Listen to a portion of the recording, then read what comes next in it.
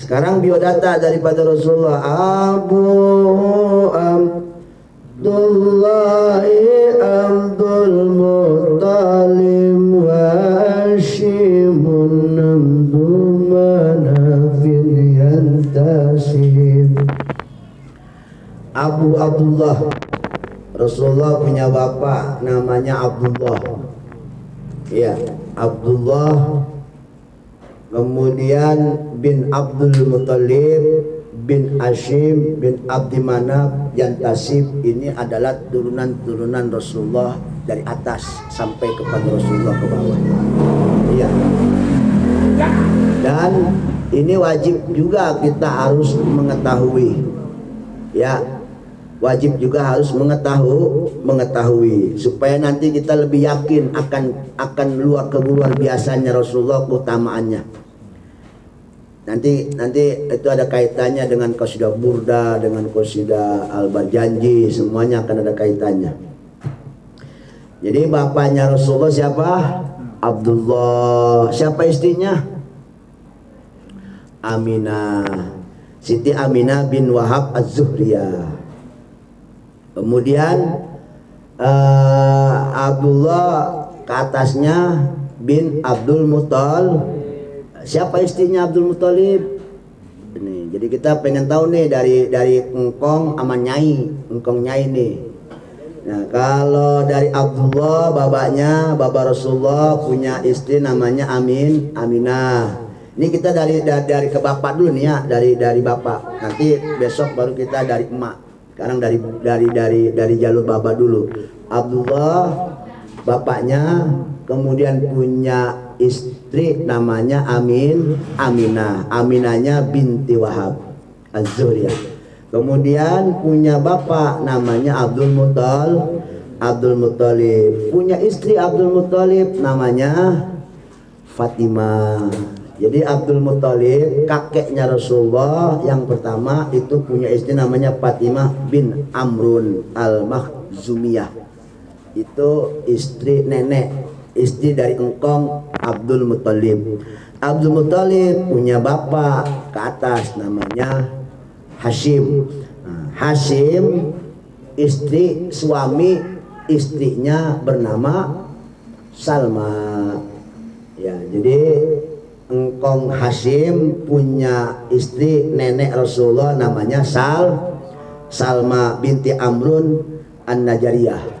An-Najariyah ini kalau nggak salah kabilah yang ada di Madinah, ya, salah satunya Makhzumiyah, Najariyah tuh banyak. Kemudian Hashim ke atasnya Abdul Manaf. Nah, Abdul Manaf punya istri siapa? Berarti kan nyai Rasulullah, nyai nenek. Siapa neneknya? Atikah. Nama istrinya Atikah. Atikah binti Murrah As-Salimiyah gitu. Asalmiyah gitu. Atikah namanya, ya Ain Atikah. Itu nenek Rasulullah dari Abdul Manaf. Istri daripada Abdul Manaf. Kemudian Qusay punya istri namanya Ubba bin Hulail. Ya, itu nenek Rasulullah, istri dari engkong Qusay. Kemudian Kilab. Nah, nanti juga ada diceritakan kenapa dinamakan Kilab gitu. Beliau ini salah satu kakek Rasulullah pandai berburu dengan anjing. Oh, orang pandai. Sejarah-sejarahnya ada semuanya ini. Mereka orang-orang mulia rupanya. Kakek-kakek Rasul itu bukan orang sembarangan, orang berpangkat semua. Jadi di sukunya orang terhormat semua. Jadi darah biru bahasanya. Ya. Kemudian Kilab punya istri nenek Rasulullah. Siapa namanya? Fatimah. Jadi rupanya anak Rasul Fatimah juga itu rupanya ngikut dari nama istri engkongnya, istri buyut beliau. Banyak namanya Fatimah. Salma, Fatimah itu nenek-nenek Rasulullah. Orang-orang hebat semua ini. Kemudian Fatimah binti Sa'ad. Kemudian Murrah, kakek Rasulullah Murrah.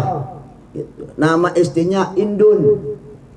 Nama istrinya Indun binti Sarir, Surer atau Sarir. Itu ya. Jadi ini nama engkong dan nama nenek-nenek Rasulullah Sallallahu Alaihi Wasallam. Jadi kalau di tengahnya ada nih kumpulan-kumpulan apa kakek-kakek Rasulullah turunannya. Diapalin aja sama kita. Bab ini penting ya, penting sekali untuk menghafal. Sebab yang kita hafal ini bukan turunan Jokowi, nggak berkah. Kalau yang kita hafal turunan Rasulullah berkah. Serius, nggak bohong saya mau berkah. Kemudian kita bertanya, dikala syariat itu tiada atau dikala umpama tidak terjamah dengan turunan-turunan Rasulullah, umpama ya, apakah Rasulullah darah nasab ke atas itu akan terjaga? Pasti dijaga oleh Allah Subhanahu Wa Taala. Dalam kasidah berjanji, istilahnya min sipahil jahiliyah. Rasulullah itu dijaga dari perbuatan-perbuatan keji, akhlak-akhlak orang jahiliyah. Walaupun engkong Rasulullah, nenek-nenek Rasulullah hidup di zaman jahiliyah, Allah jaga kemurnian daripada darahnya Rasulullah Sallallahu Alaihi Wasallam. Dan itu nggak bakal tersentuh yang namanya perbuatan-perbuatan zina, perbuatan-perbuatan maksiat yang dilakukan oleh dua laki-laki dan seorang perempuan. Dan itu turunan Rasulullah, kakek-kakek Rasulullah, nenek Rasulullah dijaga semua oleh Allah Subhanahu Wa Taala. Istilah dalam kitab berjanji min sipahil jahiliyah, dijaga dari perbuatan-perbuatan keji kaum jahiliyah. Artinya murni turunan Rasulullah itu sangat suci luar biasa. Mata rantainya tidak ada yang cacat sedikit pun. Inilah kehebatan daripada Rasulullah, berkah nur daripada cahaya Rasulullah Sallallahu Alaihi. Dan itu wajib kita imani. Soalnya kan pasti logikanya begini, kan dulu mah kan nggak ada pengajian, nggak ada kiai, nggak ada yang ceramah. Untuk bagaimana nasib kehidupan, seperti apa halnya engkong Rasulullah, kan begitu bahasanya. Betul nggak? Atau enggak, jangan jauh-jauh dah, bahkan bapak Rasulullah pun sebelum Rasul jadi nubuah kan udah ada kan bapaknya, ibunya. Apakah dijaga oleh Allah itu akan perbuatan-perbuatan keji, akhlak-akhlak jahiliyah yang keji, maksiat, jinah dan sebagainya? Udah pasti dijaga, karena di mereka itu ada titipan nur Nabi Muhammad SAW. Udah pasti dijaga. Itu keterangannya jelas dalam kitab Qasidah Burdah. Ya. Nasabun tasibul ula bihula itu. Terakhir yaitu ditutup dengan min sipahil jahiliyah, dijaga daripada perbuatan keji orang-orang jahiliyah. Jadi mata rantainya itu dijaga oleh Allah, kesuciannya. Sebab mustahil dan enggak bakal terjadi setitik aib akan terjadi daripada orang-orang yang dititipkan nurnya Nabi Muhammad, yaitu kakek-kakeknya dan nenek-neneknya. Udah pasti mereka dijaga dari makanan haram, dari barang nyolong, dari barang yang gak diridhoi oleh Allah Subhanahu Wa Taala. Walaupun syarat Islam memang belum ada, walaupun memang belum ada yang menuntun akan syarat Islam, tapi kita yakini dari adenan sampai kepada Rasulullah, apalagi kesononya kan Nabi Ibrahim, apalagi itu mupakatnya Rasul, udah pasti dijaga darah dagingnya, udah pasti dijaga dari segi makanan dan minumannya, udah dijaga pasti dari pergaulan dan semuanya, pemikiran-pemikiran yang kotor atau akhlak-akhlak yang kotor semua. Pasti mereka ini adalah orang-orang yang begitu luar biasa akhlakul karimahnya, karena di tulang punggung mereka, ya, di punggung mereka itu dititipkan cahaya nur Nabi Muhammad SAW,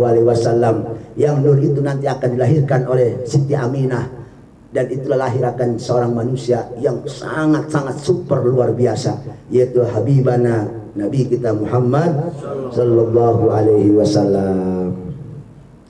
Jadi Abdullah bin Abdul Muttalib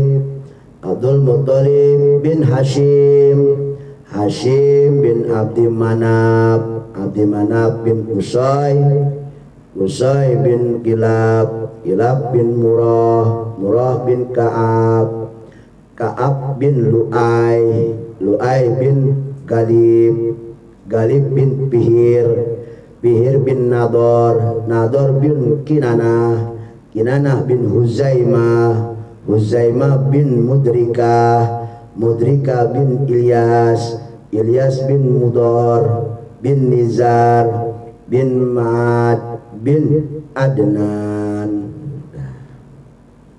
Terakhir Adnan. Jadi kesimpulannya seperti itu. Nanti kita tulis aja ya. Ngapalinya, cara ngapalnya biar gampang itu, pala-palanya aja ingetin palanya. Abdullah, Abdul Muthalib, A gitu caranya. Biar gampang ngapalnya. Emang nasab kita mah kita nggak wajib hafal kali ya, tapi nasab Rasul mah harus kita hafal. Berkah, nasab Rasul mah dihafal jadi berkah. Iya, jadi berkah. Katanya cukup buat kita menghafal sampai Adnan aja, kesononya nggak usah. Iya, kesononya, namanya lebih sedikit lagi. Apalagi mentok sampai Nabi Ismail, Nabi Ibrahim. Panjang lagi punya. Udah sampai Adnan cukup. Jadi insya Allah kita tulis ya di rica tuh. Artinya nama-nama turunannya aja. Kakek-kakeknya. Supaya kita hafal semua dan itu berkah. Saya yakin berkah ngapal daripada kakek-kakek Rasulullah SAW. Ini yang dapat kita ambil hikmah dari pengajian sekarang. Untuk minggu depannya mungkin kita ngambil jalur daripada nasab ibunda. Tapi sebelum itu nanti di sini ada keterangan juga tentang masalah sedikitlah kita mengenal sejarah engkong-engkong Rasulullah.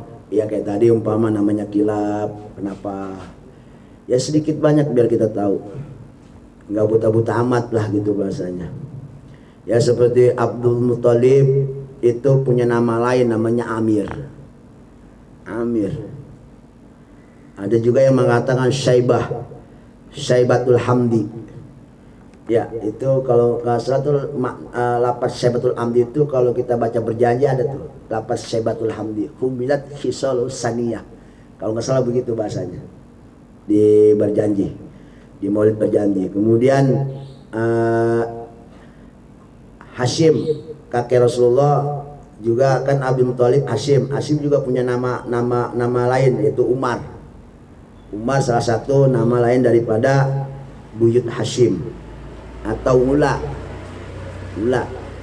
itu bukannya Ula itu tinggi derajatnya. Kenapa? Sebab beliau ini salah satu orang yang memang tinggi derajat martabatnya di kaumnya.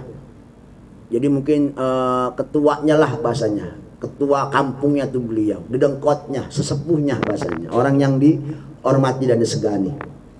Gitu.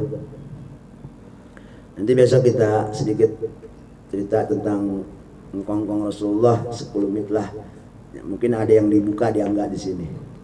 Wallahu a'lam bishawab. Alhamdulillahirabbil alamin.